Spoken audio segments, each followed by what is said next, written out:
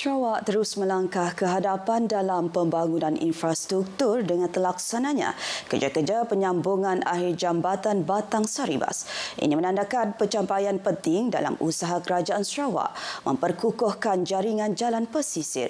Jambatan sepanjang 1.55 km ini bakal menjadi pemangkin utama kemajuan ekonomi dan sosial bagi penduduk setempat sekaligus merealisasikan visi Sarawak sebagai negeri maju dan berdaya saing.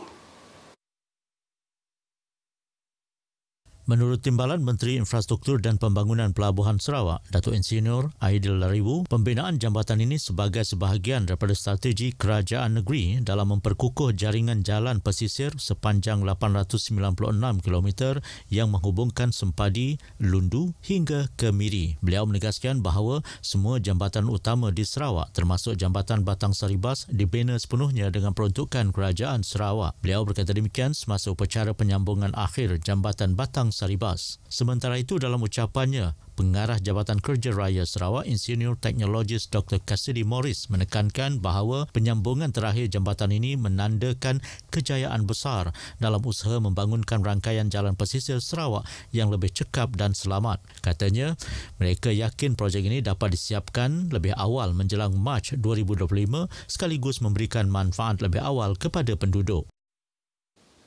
Penduduk di kawasan rendah dekat Bau diminta lebih peka dengan tren banjir kilat.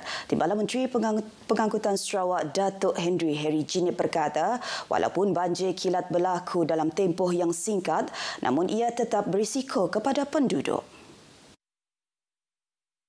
Katanya dengan kemungkinan paras air menenggelamkan kediaman, penduduk harus segera berpindah ke pusat pemindahan bagi mengelak kemalangan jiwa. Walaupun sementara kita tak tahu kalau hujan berterusan, air tinggi mendadak, lepas itu kalau pasang naik sama bertumbung memang banjir.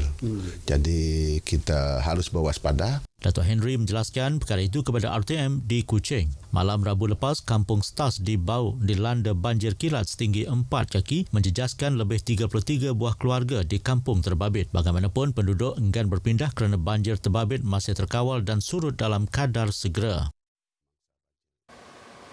Pembinaan jambatan gantung kabel baharu di kampung Tringgus Bong Bau terpaksa dipercepatkan.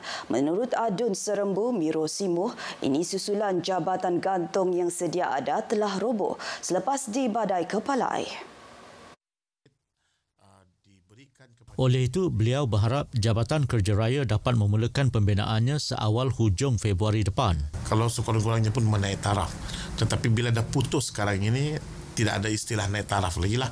So kita kena bina baru. Dedahnya, kos pembinaan RM1 dari Kementerian Kemajuan Desa dan Wilayah telah diperuntukkan bagi pembinaan jambatan gantung itu. Miro menjelaskan perkara itu kepada RTM di Siniawan Bau semalam. Jambatan sepanjang 25 meter berusia lebih 20 tahun itu runtuh selepas dibadai arus deras pada malam Selasa lepas berikutan hujan lebat lebih 3 jam. Buat sementara waktu, penduduk di kampung itu terpaksa menggunakan jalan alternatif yang memakan masa 25 minit melalui jalan sekolah. Penduduk di kawasan Dun Ngemah yang mahu memohon projek transformasi luar bandar RTP diminta menghantar permohonan projek mereka sebelum hujung April tahun ini.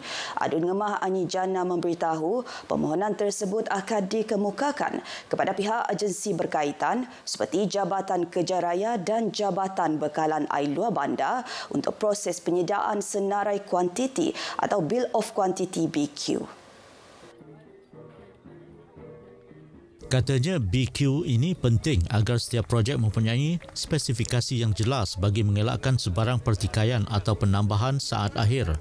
Apabila BQ awal ini dibuat, maka projek ini akan cepat. Maksudnya apabila EPU sudah meluluskan dalam bulan mungkin Julai ke Ogos ke, jadi dia boleh bermula awal. Jadi sebelum ini tidak ada BQ awal. Hanya apabila RTP itu sudah lulus daripada EPU, baru agensi lautan tapak. Lepas lautan tapak mereka buat BQ, kemudian proses cabang undi akan dibuat. Sebab itu dia lambat. Beliau berkata demikian ketika ditemui selepas program Meet and Greet Nasional FM gabungan IFM menelusuri Sarawak Nang Ngams di Rumah Juro Edward skim penempatan semula Nangangungun di Kanawit. Jelasnya setiap tahun sekitar 40 projek RTP dilaksanakan di Dun Ngemah. Beliau percaya prosedur baharu ini bukan sahaja mempercepatkan pelaksanaan sesebuah projek pembangunan kecil. Sementara itu, program nasional FM gabung IFM menerusi Sarawak Nang Ngams yang berlangsung di Sibu, Nangangungun dan Kapit diadakan untuk merapatkan hubungan di antara penyampai radio dari saluran nasional FM IFM dan saluran radio RTM di Sarawak dengan penduduk tempatan terutama di kawasan pedalaman.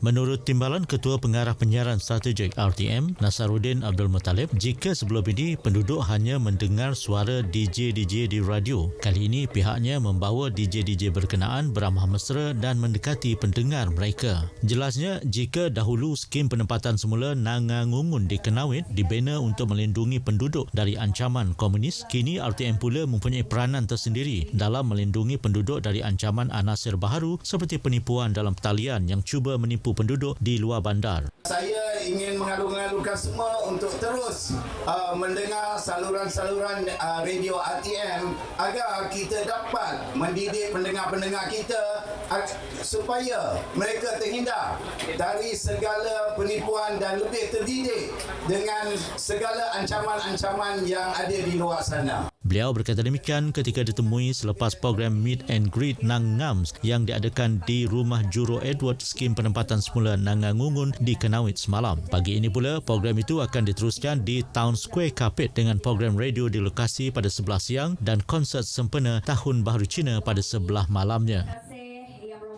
Jabatan Hutan Sarawak JHS terus komited dalam memperkukuh kelestarian hutan negeri ini melalui pelbagai inisiatif ekonomi baharu termasuk program karbon hutan yang dijangka menjadi sumber pendapatan baru untuk Sarawak. Pengarah JHS Datuk Hamdin Mohamad menegaskan bahawa pendekatan tersebut bukan sahaja menyumbang kepada pertumbuhan ekonomi negeri tetapi juga membantu melindungi khazanah alam semula jadi untuk generasi akan datang. Beliau berkata demikian pada Majlis Aspirasi Zon Tengah dan Amanat Pengarah Hutan Sarawak 2025 di Sarike. Dalam komitmen terhadap pemeliharaan hutan, JHS katanya menetapkan sasaran untuk menanam 50 juta pokok sebagai langkah memelihara ekosistem hutan negeri ini. Program pembangunan komuniti seperti perhutanan sosial dan penggunaan hasil hutan bukan kayu juga akan terus diberi tumpuan untuk memastikan manfaat pemeliharaan turut dinikmati masyarakat setempat. Satu kejadian kemalangan industri dilaporkan berlaku di sebuah kilang di sekitar Taman Perindustrian Samalaju Bintulu malam Rabu lepas. Sehubungan itu, satu pasukan penyiasat dari Jabatan Keselamatan dan Kesihatan Pekerjaan JKKP Sarawak telah diarahkan ke lokasi kejadian semalam bagi menjalankan siasatan dan mengenepasti punca kemalangan tersebut. Menurut kenyataan media dikeluarkan pejabat pengarah JKKP Sarawak, tindakan perundangan akan diambil ke atas pihak yang bertanggungjawab sekiranya terdapat pelanggaran di bawah Akta Keselamatan dan Kesihatan Pekerjaan 1994 Akta 514. JKKP Sarawak memandang serius setiap kemalangan yang berlaku dan semua majikan digesa agar mempertingkatkan tahap keselamatan dan kesihatan di tempat kerja. Saudara, berita pagi Sarawak berakhir di sini. Dari sungai hingga segara, Palasin pasti merdeka. Ikuti Stadium RTM selepas ini untuk perkembangan sukan tanah air dan antarabangsa.